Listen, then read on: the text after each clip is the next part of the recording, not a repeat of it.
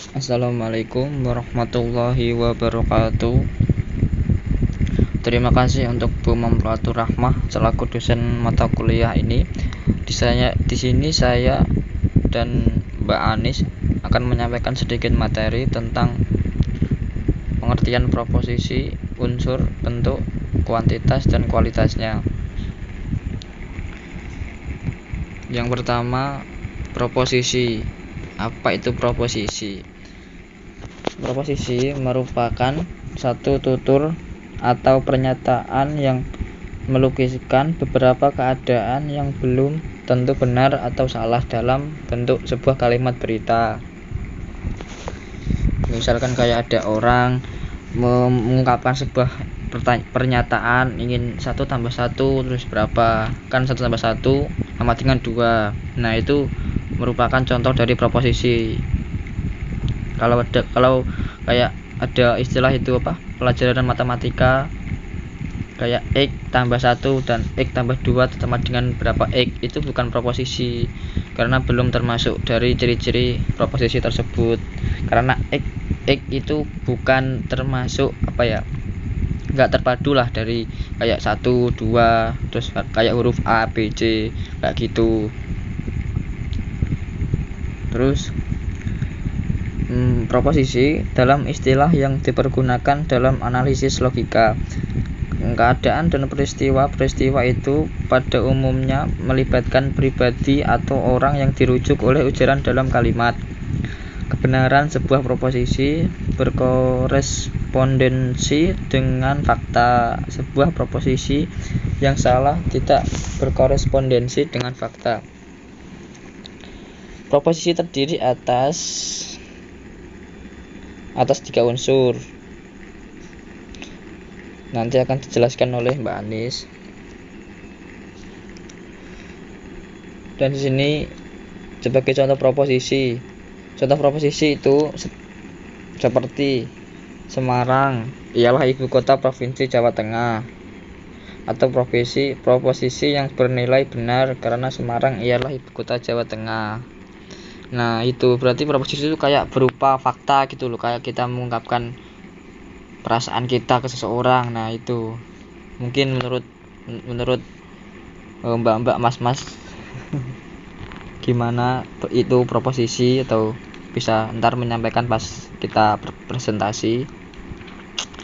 Dan contoh yang lain seperti Soekarno ialah presiden pertama Republik Indonesia. Nah, itu juga fakta. Terus kayak angka dari pelajaran matematika, contoh aja 5 tambah 7 10. Itu proposisi yang bernilai salah. Seharusnya 5 tambah 7 seharusnya 12. Nah, itu sudah termasuk proposisi yang benar. Dan contoh yang lain, X seperti yang saya katakan tadi, X tambah 5. Terus menurut matematika X adalah 10, tapi menurut proposisi itu bukan termasuk proposisi karena nilai X atau huruf X belum ditentukan. Nah, gitu menurut saya.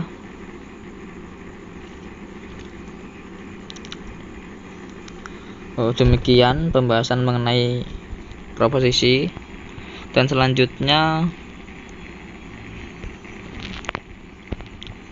mengenai ketiga unsur. 3 unsur di sini saya yang bahas. Maaf. Oke.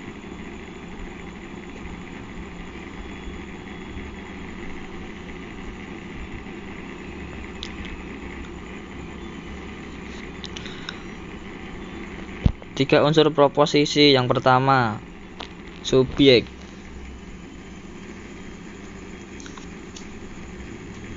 Atau saya terangkan dulu, suatu proposisi selalu menyatakan pengakuan atau pengingkaran sesuatu tentang sesuatu yang lain.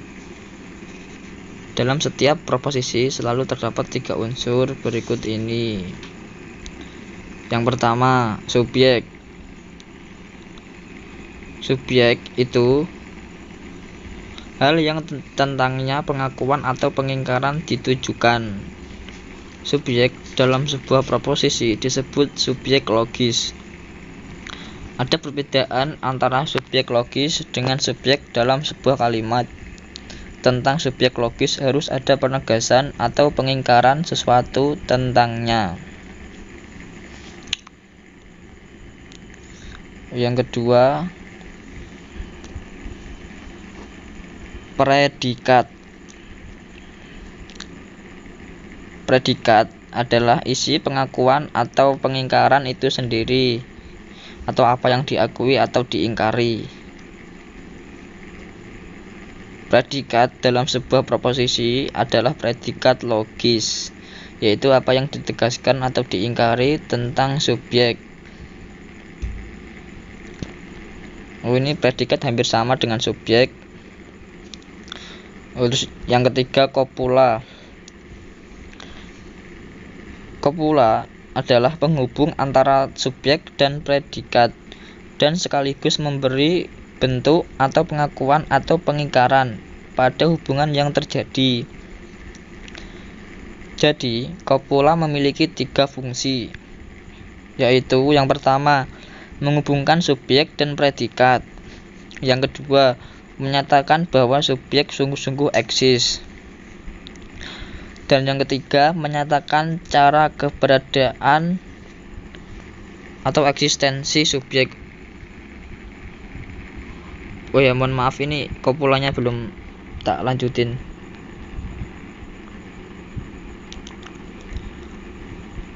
Jadi itu ya, subjek merupakan suatu pengakuan atau pengingkaran ditujukan. Berarti kita kayak bohong terus ngaku gitu, palingnya bohong terus kita mencoba mengeluarkan fakta kalau kita itu bohong. Itu pengakuan kita sebagai manusia yang penuh dengan kesalahan.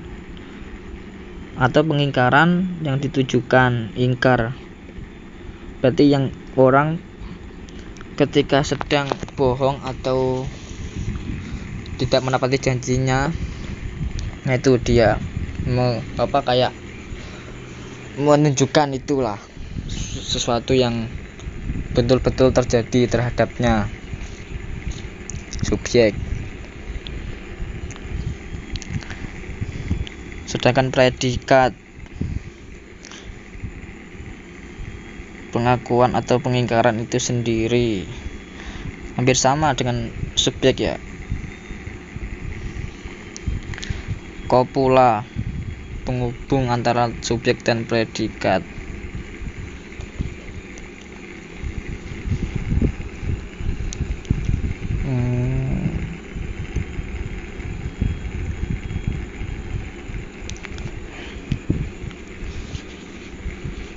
Penghubung antara subjek dan predikat dan sekaligus memberi bentuk atau pengakuan atau pengingkaran pada hubungan yang terjadi. Itu pengertian kopula. Setiap proposisi itu mengandung ketiga unsur tersebut di atas. Kalau tidak mengandung dari hal di atas itu berarti bukan proposisi, bukan termasuk dari proposisi. Itulah sebabnya meskipun setiap proposisi selalu berupa kalimat, tetapi tidak setiap kalimat adalah proposisi. Dalam logika, sebuah kalimat adalah proposisi apabila isi kalimat tersebut sanggup menjadi benar atau salah.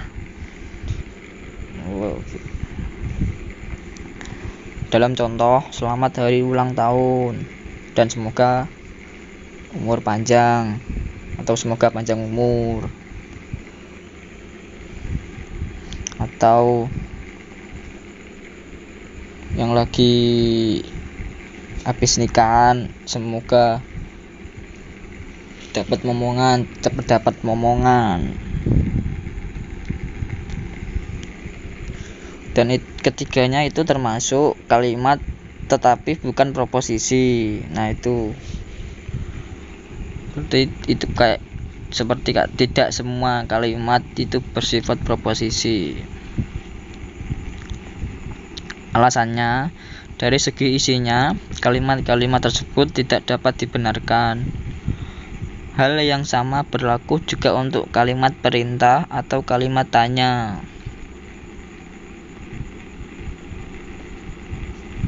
Jadi, kalimat-kalimat harapan, tanya, perintah, dan keinginan atau desideratif tidak ada pengakuan atau pengingkaran sesuatu tentang sesuatu yang lain.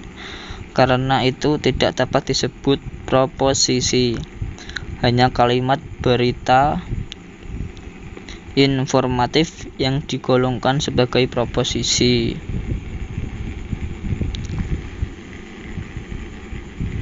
Dan ini hal yang penting dari proposisi itu adalah bahwa dalam bahasa Indonesia, kopula dalam suatu proposisi tidak selalu dinyatakan secara eksplisit.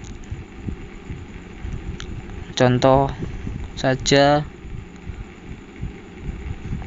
Amir nakal adalah proposisi karena nakal termasuk predikat diakui tentang Amir. Subjek,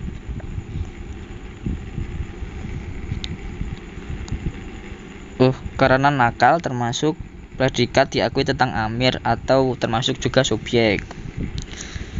Meskipun kedua unsur tersebut tidak dihubungkan secara eksplisit oleh kopula.